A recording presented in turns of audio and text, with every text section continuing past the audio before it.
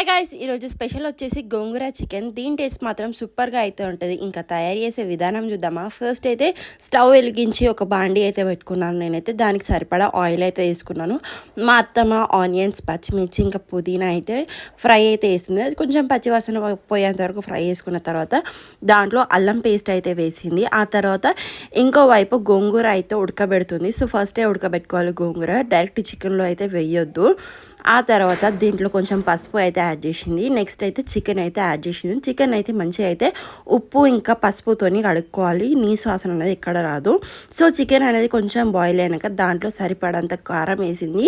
So ఈ కర్రీకి అయితే కారం ఉప్పు బ్యాలెన్స్డ్గా ఉంటేనే కర్రీ అయితే టేస్ట్ ఉంటుంది. అండ్ తర్వాత గరం మసాలా ఇంకా ధనియాల పొడి అయితే యాడ్ చేసుకుంది. అది ఉడికేంత వరకు 5 to 10 minutes అయితే మూత అయితే పెట్టుకుంది. ఆ తర్వాత గోంగూర అయితే ఇక్కడ ఉడికిపోయింది. మంచిగా రుబ్బుతుంది మా అత్తయ్య.